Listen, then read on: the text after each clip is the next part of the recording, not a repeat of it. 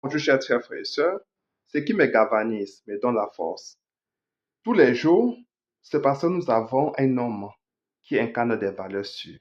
Le professeur Monsant nous l'avait déjà rappelé en 2018 lors du contentieux post-électoral devant le Conseil constitutionnel.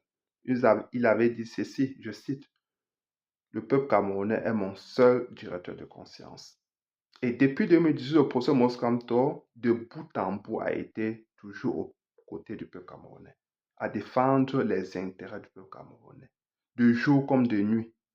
Rappelez-vous déjà en 2018, le professeur Moscamto avait bravé tous les obstacles pour aller à la rencontre du peuple camerounais. Il a bravé les inondations, les accidents, les pluies, le soleil, parce qu'il voulait aller toucher de son doigt la pauvreté ambiante qui prévaut aujourd'hui au sein du peuple camerounais. Chers frères et sœurs, nous avons un homme qui a une vision. Nous avons un homme sûr pour nous. Ce n'est pas évident d'en trouver un. Chaque 100 ans apparaissent des hommes de cette acabit, de cette carrure. Souvent, vous allez trouver des hommes très compétents, mais qui n'incarnent aucune probité morale. Parfois, vous allez trouver des gens avec qui vous partagez certaines valeurs morales, mais qui ne sont pas compétents. Avoir les deux à la fois, c'est la chance que nous avons en 2025, chers frères et sœurs. Investissons-nous pour que le professeur Maurice Kamto arrive au pouvoir pour changer la vie du peuple camerounais. Investissons-nous pour que cela soit possible, chers frères et sœurs. Quand je regarde le pays, quand je regarde les talents qui foisonnent, quand je regarde les Camerounais qui sont très dynamiques, mais qui ne sont pas accompagnés, je pleure. Je pleure parce qu'on devait être très loin. Nous ne méritons pas ce régime médiocre. La médiocrité a trouvé son lit au Cameroun. Les médiocres occupent toutes les plus hautes fonctions de la République. Ils sont directeurs, sous-directeurs. Ils sont préfets, sous-préfets. Mais qu'est-ce qu'ils ont fait pour mériter cela?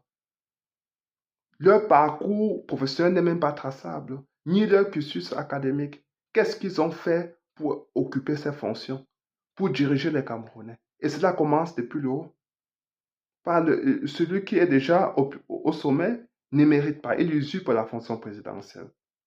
En 2018, alors que le professeur Maurice Kamto, pendant qu'il était en train de parcourir tout le Cameroun en allant dans les recoins les plus, dans tous les recoins du Cameroun, en allant dans les endroits les plus éloignés, le professeur Maurice Kamto, pendant qu'il allait rencontrer les Camerounais pour échanger avec eux, pour toucher de son doigt la pauvreté camerounaise, pour partager avec ce peuple sa vision pour le Cameroun. Pendant ce temps, M. Biya allait au nord pour quelques 6 minutes. Donc, vous avez d'un côté un étudiant qui étudie jour et nuit, qui passe des nuits blanches. De l'autre côté, vous avez quelqu'un qui, qui ne s'intéresse pas à tout ça, parce qu'il compte sur les fraudes électorales, parce qu'il compte sur les tripatouillages électoraux pour arriver au pouvoir, pour se maintenir au pouvoir, pour forcer la main du peuple camerounais qui n'en veut plus. Le peuple camerounais n'en veut plus de ce régime. Le peuple camerounais lui a donné sa chance pendant 42 ans. Ça suffit. Ça suffit. Allez au village. Ça suffit. Laissez les autres Camerounais prendre le pouvoir pour montrer de quoi ils sont aussi capables. Le Cameroun ne vous appartient pas à vous seul. Il faut que ça soit bien clair.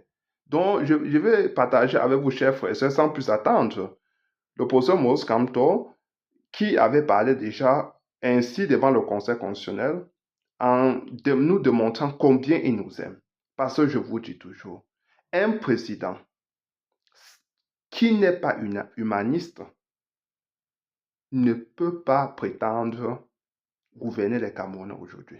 Les Camerounais ont trop souffert. Les Camerounais ont partagé les étapes les plus difficiles. Donc aujourd'hui, nous avons besoin pas seulement d'un président, mais d'un père qui va venir aussi chercher à réconforter les Camerounais. Les Camerounais ont besoin du réconfort. Ils ont besoin de- d'un père qui va venir gouverner le Cameroun, de quelqu'un qui va venir gouverner au Cameroun en bon père de famille. Quand on dit bon père de famille, ça veut dire quoi? Ça veut dire que tu gères la chose publique. sans abus. Nous avons besoin d'une telle personne. Nous ne pouvons plus attendre. Nous avons attendu pendant 42 ans. Le peuple camerounais a trop souffert. Nous devons dire stop à la souffrance du peuple camerounais. Nous avons besoin d'un homme comme le professeur Mons Kamto. Il aime les Camerounais. Et c'est quand tu aimes les Camerounais que tu peux travailler pour eux. Si tu es... Le professeur Mons Kamto a déjà fait toute sa carrière. Il vous dit que c'est un avocat international de renom. Un avocat international. Un juriste de renom. C'est quelqu'un qui a une carrière professionnelle traçable. Il a abandonné tout cela pour s'investir dans la libération du peuple camerounais. Chers frères et sœurs, écoutons le professeur Mons Kamto parce que avec ça, vous allez davantage comprendre. Jamais je n'avais imaginé qu'un candidat qui règne sur le pays sans partage depuis 36 ans prendrait le risque de la destruction de notre patrie pour se conserver au pouvoir. Si telle avait été ma conviction, croyez-moi, Monsieur le Président, honorable membre du Conseil, je n'aurais pas fait acte de candidature. Parce que rien n'est plus cher à mes yeux que l'unité, la paix et le bonheur de notre pays et de notre peuple. Mais puisqu'ainsi cette élection a montré que jamais le régime en place depuis un demi-siècle n'acceptera que se déroule dans notre pays le jeu démocratique qui garantit une alternance pacifique au pouvoir, il s'impose à moi, et j'en suis sûr, à de nombreux autres compatriotes camerounais, l'impérieux et noble devoir de résistance à la spoliation perpétuelle de notre liberté et de notre droit légitime au libre choix de nos dirigeants. Madame et messieurs les membres du Conseil constitutionnel, j'en appelle à vos consciences de mères et de pères, voire de grands-parents. Le moment est venu de donner une chance à nos enfants, voire nos petits-enfants, à la jeunesse camerounaise qui s'est exprimée massivement comme jamais avant lors de cette élection et qui a exprimé son désir profond d'avoir un nouveau président de la République. Ne tuez pas son rêve en cautionnant les fraudes massives et barbares, les exactions et les corruptions électorales sans précédent par lesquelles on veut étouffer sa voix. Vous pousseriez cette jeunesse à une plus grande désespérance qui fait toujours le lit de la désolation et du deuil. Le peuple camerounais est debout et nul ne le privera plus de la liberté pour laquelle nombre de fils et de filles de ce pays ont donné leur vie pour que nous soyons là aujourd'hui, debout, et que la parole nous soit accordée. Le peuple camerounais est debout. Et comme je lui ai déclaré partout où je suis allé à sa rencontre, jamais je ne le trahirai.